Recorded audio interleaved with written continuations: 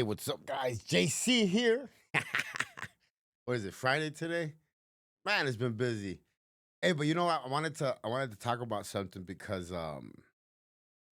it's not by coincidence or like luck that I'm at where I'm at.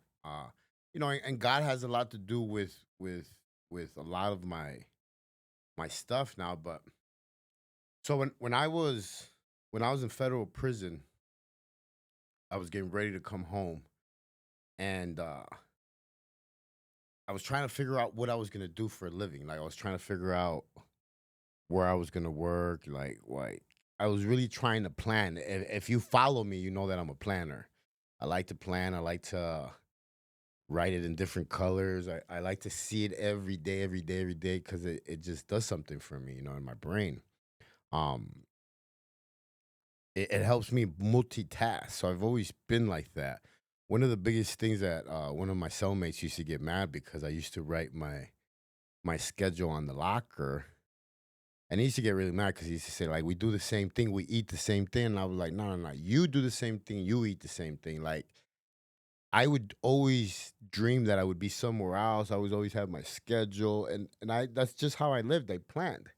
So when I went into the career library and I looked at personal training as being my career, because I got my certification while I was in prison.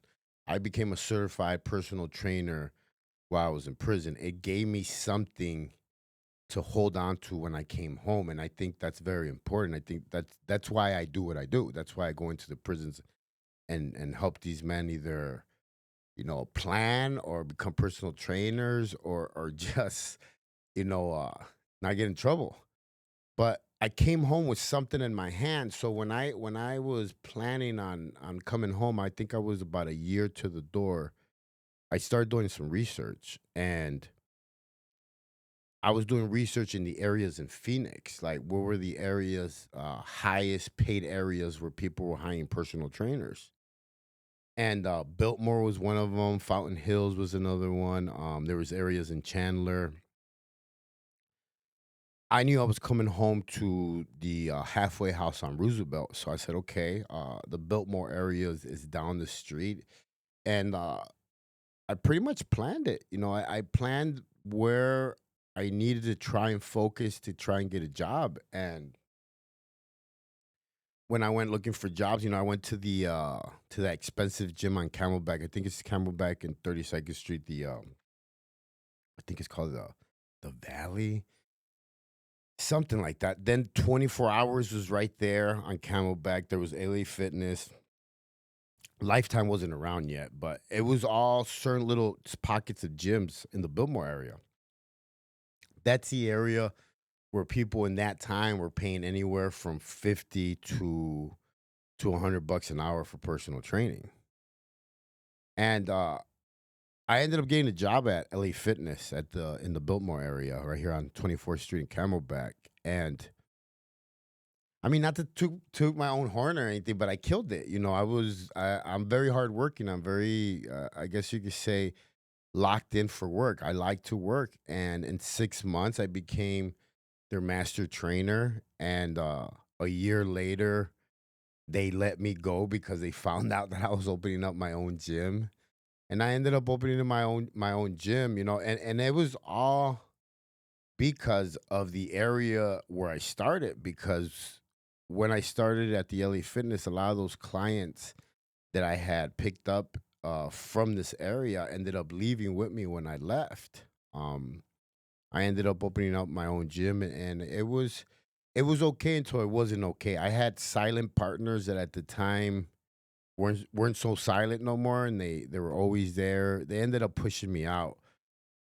I ended up partnering up with another person that had a pretty big gym that was known, Jason, on 16th Street in Camelback, and I started doing really well right there with him. But a lot of those opportunities that I had and that I planned for, and I moved up fast and all that stuff were good. I planned for it, I worked for it, but I wasn't able to keep it because I was very damaged. I was still drinking a lot, I was still partying, I was still chasing girls a lot. I was trying to fill a void um with anything I could. Money, drugs. It was just a very chaotic life. Always fighting, always in toxic relationships. And I wasn't able to sustain nothing, long term. And the reason why I'm bringing this up is because yesterday I walked over to Whole Foods on Camelback, and I bumped into a couple people that go to that LA Fitness that I started at, and I was telling them, how I have my business across the street from there now, and how I started there as a trainer in 2013, and just how everything evolved to today, me having and owning a business, and the building, not just the business, the building across the street from the gym where I came home, and I started working at. If that's not a whole three, I say 360. Everybody says it's a 180, but I say it's a whole 360 because you go all the way around. 180, you're just going halfway. But to see that moment yesterday, like me standing there, you know, I feel proud. I feel proud of myself because there was moments where I could have easily went back to prison. I could have easily like relapsed and went all the way back and just kind of given up, man.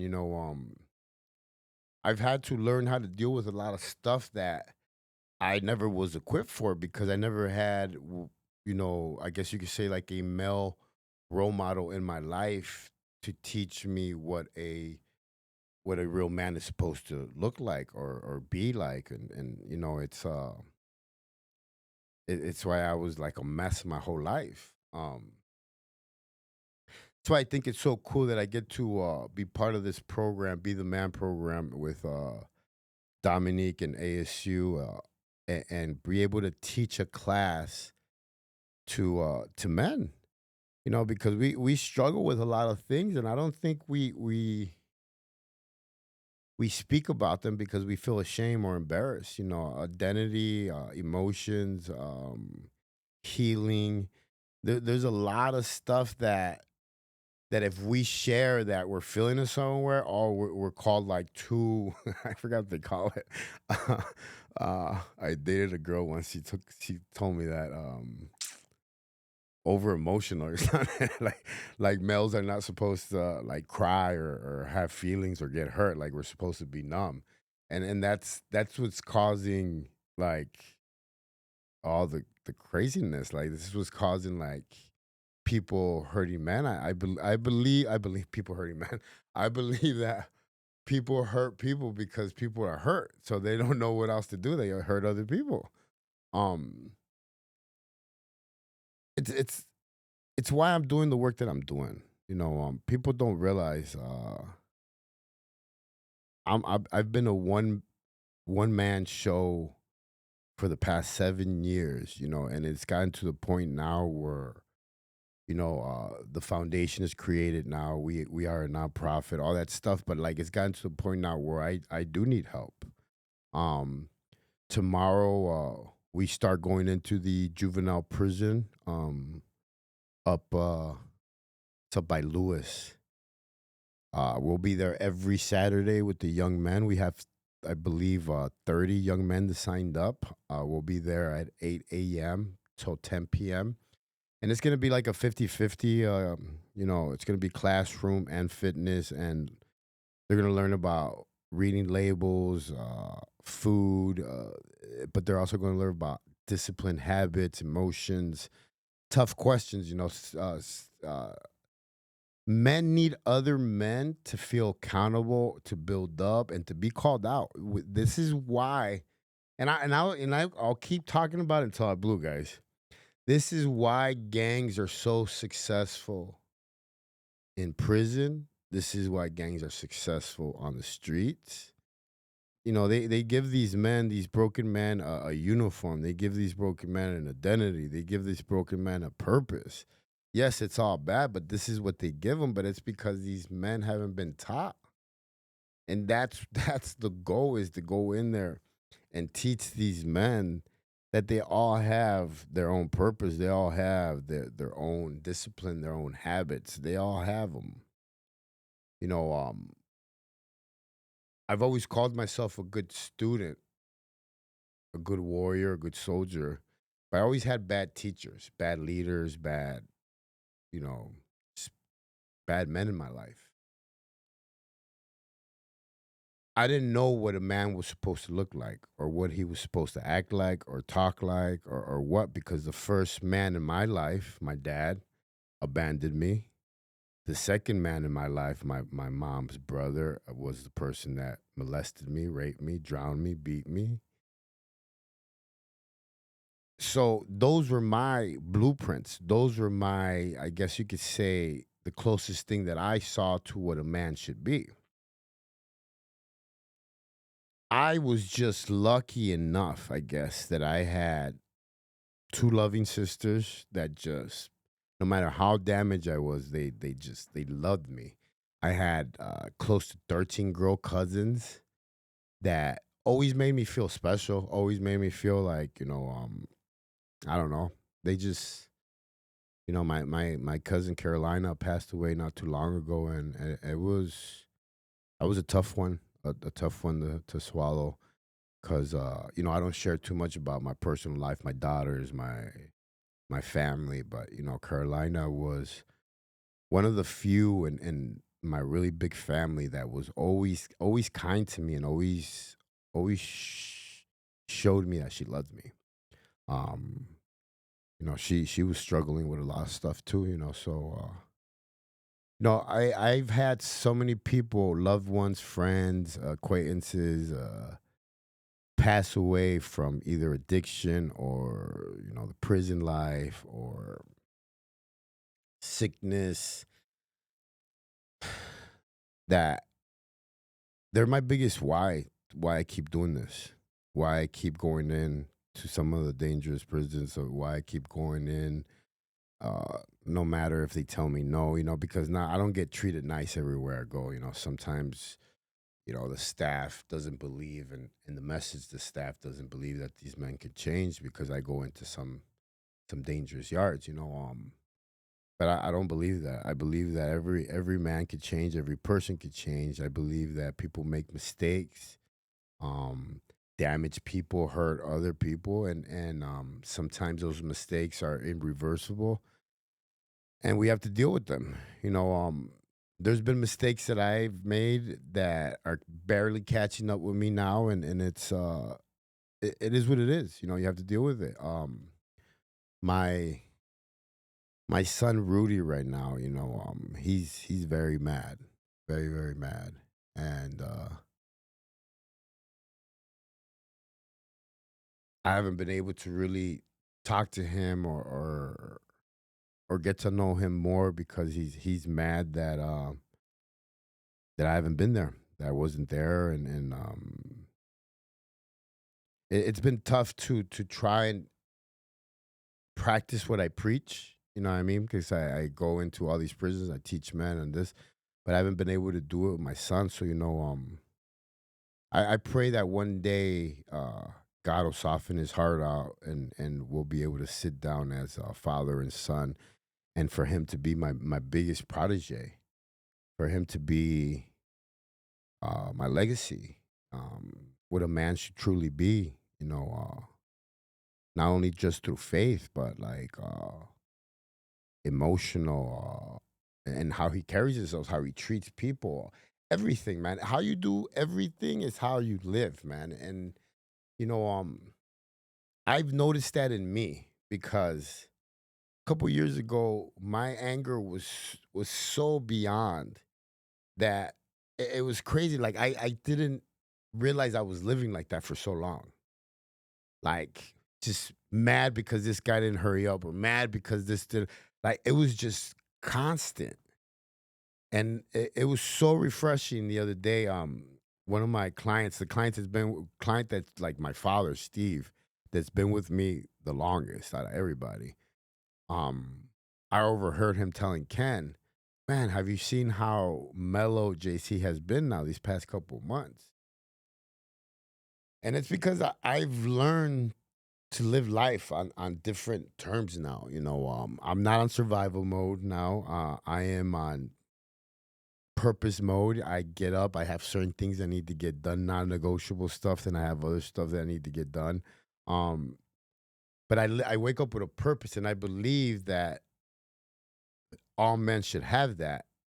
Whether it's you know everybody has a different calling. There's people that are going to be mechanics. There are people that are going to be barbers. There's people that are going to be clerks, front desk people. You know,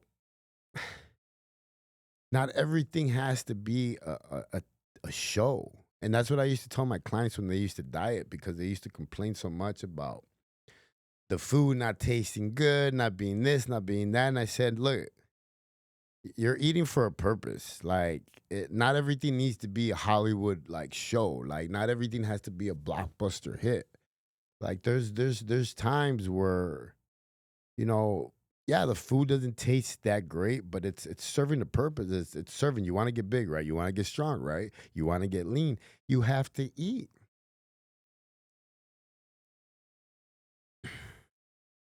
But it's all teachable stuff.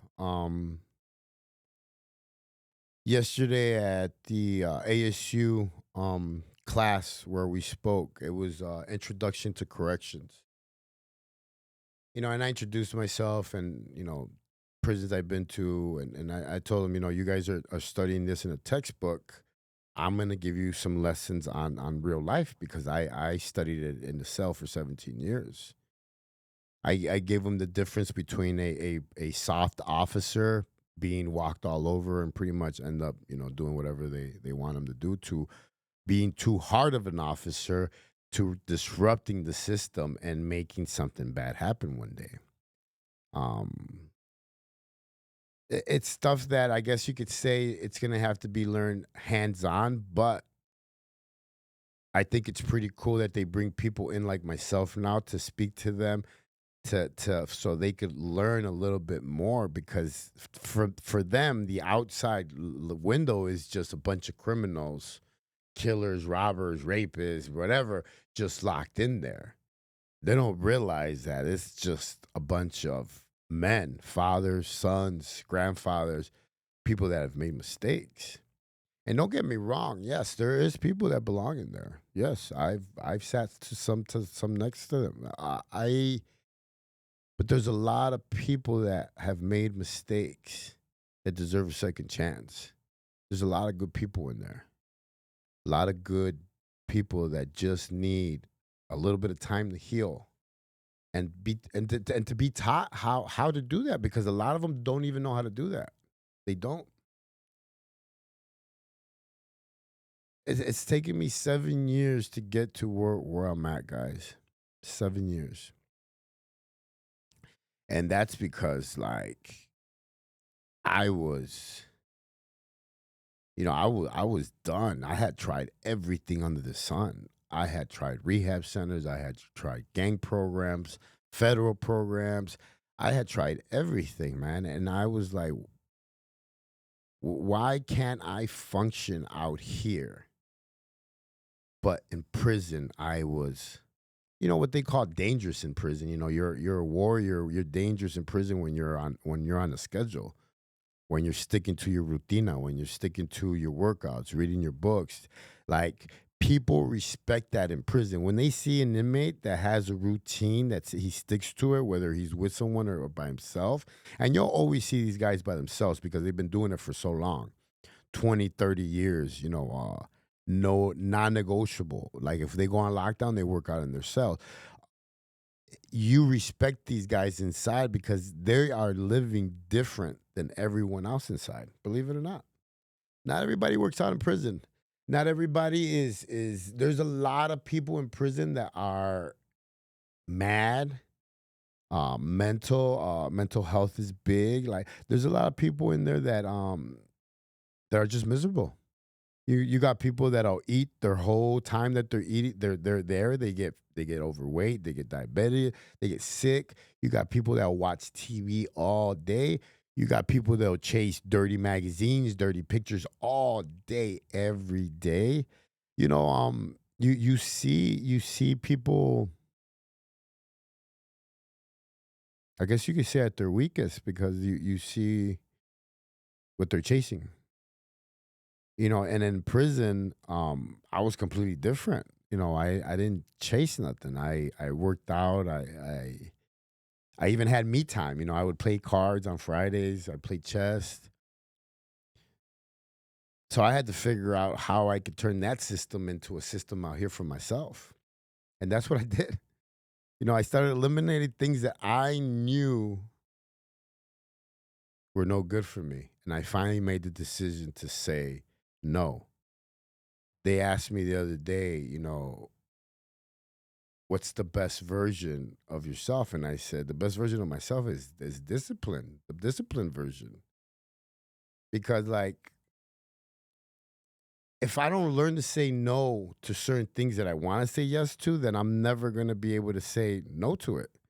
So even if I say no once and then I say yes, no, but like I'm training myself to say no, and I'm not giving you the green light to do like stuff. Like, no, I'm just saying like this is how I teach and this is how I explain stuff because when I got home, I was so determined to change. And I've told the story before that when I would press that button to walk across the street, I would not walk until the sign said walk.